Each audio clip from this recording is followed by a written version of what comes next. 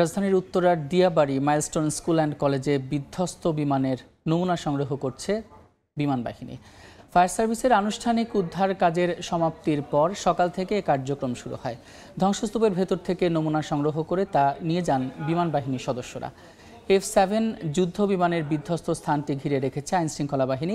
এদিকে ক্ষতিগ্রস্ত ভবনের নিচতলা চূর্ণ বিচীর্ণ হয়ে গেছে, ধসে গেছে দ্বিতীয় তলার ছাদও।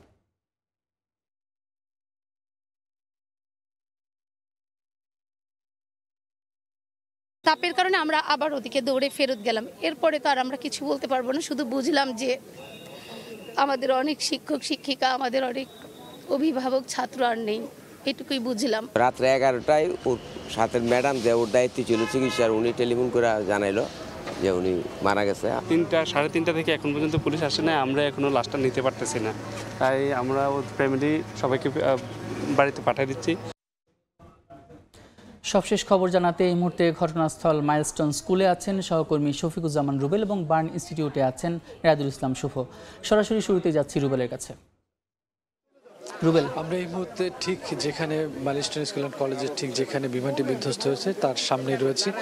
এখন আপনারা দেখতে পাচ্ছেন যে সকাল থেকে মূলত এই ধ্বংসস্তূপের জায়গাটিতে যারা বিমান বাহিনীর লোকজন রয়েছেন তারা কিন্তু আলামত সংগ্রহ করছে। আমরা ফায়ার সার্ভিসের সদস্য দেখতে পাচ্ছি, তারা এসেছেন, ক্রাইম সিন ইউনিট, তারা সিআইডির সদস্যরা, তারাও কিন্তু এখানে এসছেন এবং পুরো জায়গাটি কিন্তু এখন পর্যন্ত ক্রাইম সিন এর আওতাভুক্ত।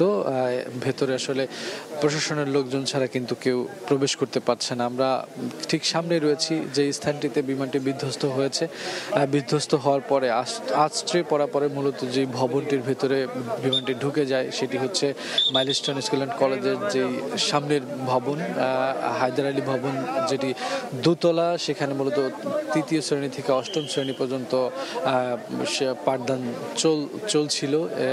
এই যে বিদ্যালয়টি, সেই বিদ্যালয়টিতে আমরা যতটুকু তথ্য পেয়েছি সেখানে প্রতিটি ক্লাসে মূলত প্রতিটি শাখায় 30 জন করে শিক্ষার্থী ছিলেন এবং গতকালকেও যথারীতি সেই পাঠদান কিন্তু চলছিল। ঠিক 1:15 মিনিটের দিকে মূলত বিমানটি এখানে বিধ্বস্ত হয় এবং মুহূর্তেই অগ্নিকাণ্ডের ঘটনা ঘটে এবং পুরো যেই চিত্র, সেই চিত্র ইতিমধ্যে আপনারা জানেন। এখন পর্যন্ত এখানে যারা প্রশাসনের লোকজন রয়েছেন তারা তাদের কাজ করছেন, মূলত আলামত সংগ্রহের কাজটা আমরা সকাল থেকে দেখছি এবং খুঁটিনাটি যে বিষয়গুলো আছে সেই বিষয়গুলো তারা দেখছেন এবং অনেক উৎসুক জনতা এবং অনেকে অভিভাবক যারা এখানে এসছেন এবং তারা জানার চেষ্টা করছেন। অনেকে আমরা দেখছি যে যারা আশেপাশের লোকজন রয়েছেন এলাকার, তারাও কিন্তু এখানে ভিড় করছেন। প্রশাসনের যারা সদস্য রয়েছে, পুলিশ সদস্য, তারা কিন্তু ক্রাইম সিনের যে জায়গা সেই জায়গা থেকে অনেক দূরে সরিয়ে দিচ্ছেন উৎসুক জনতাকে এবং তারা তাদের সম্পূর্ণ যে সুরথাল বা সম্পূর্ণ যে তথ্যপাত্র আলামত সেগুলো সংগ্রহ করে হয়তো আমাদেরকে আনুষ্ঠানিকভাবে জানানো হবে বিস্তারিত বিষয়। কিন্তু এখন পর্যন্ত আমরা যা দেখতে পাচ্ছি ধ্বংসস্তূপ পড়ে আছে এই জায়গাটিতেই মূলত গতকালকে যে হৃদয় বিদারক ঘটনা সেটা ঘটে গেছে। যে ঘটনা এখন পর্যন্ত আমরা 22 জন নিহতের তথ্য পেয়েছি এবং 1.5 শতাধিকের বিভিন্ন হসপিটালে কিন্তু ভর্তি আছেন। সেই খবর জানাবেন আমাদের সহকর্মী রায়দুল শুভ, তিনি এখন রয়েছেন জাতীয় বার্ন ইনস্টিটিউটে। আসলে সময় যত যাচ্ছে ততই ভারী হয়ে উঠছে এই বার্ন ইনস্টিটিউটের পুরো পরিবেশটি, কেননা গতকালকে থেকে এখন পর্যন্ত 27 জন মৃত্যুর খবর নিশ্চিত করেছেন স্বাস্থ্য মন্ত্রণালয়ের পক্ষ থেকে। সকালে এক সংবাদ সম্মেলনে যেমনটা জানানো হয় যে 27 জন এখন পর্যন্ত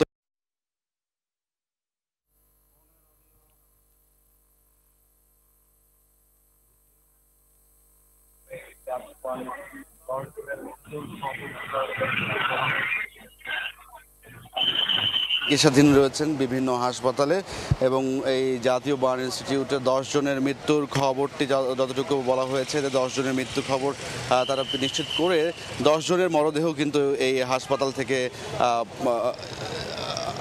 থেকে পরিবারের কাছে হস্তান্তর করেন এবং ঢাকা মেডিকেলে একজন রয়েছে, তার পাশাপাশি রয়েছে কুর্মিটোলায় একজন এবং সিএমএইচ হাসপাতালে সেখান থেকে 8 জনের মরদেহ হস্তান্তর করা হয়। একে একে করে কিন্তু বিভিন্ন যে হাসপাতালে যারা চিকিৎসাধীন অবস্থায় ছিলেন তাদেরকে অনেকে যাদের অবস্থা গুরুতর নয় তাদেরকে কিন্তু প্রাথমিক চিকিৎসাতে ছেড়ে দেওয়া হয়েছে। এখানে এখনও 5 জন আইসিইউতে ভর্তি রয়েছে এবং তার পাশাপাশি 2 জনের অবস্থা আশঙ্কাজনক অবস্থায় ভেন্টিলেশনে রাখা হয়েছে।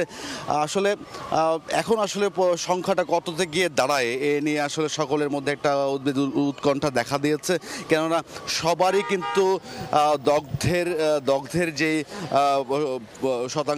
শতাংশ সেটি কিন্তু অনেক বেশি বলা হয়েছিল গতকাল থেকে, যে কারণে আমরা ডাক্তারের পক্ষ থেকে আবারও এই বিষয়ে 8 ঘন্টা পরে তারা আনুষ্ঠানিকভাবে তারা ব্রিফ করবেন। ব্রিফ করে পরবর্তীতে যদি কোনো মৃত্যুর সংখ্যা আবারও বেড়ে যায় সে বিষয়টি নিশ্চিত করবেন বলে আসলে যেমনটা বলা হয়েছে।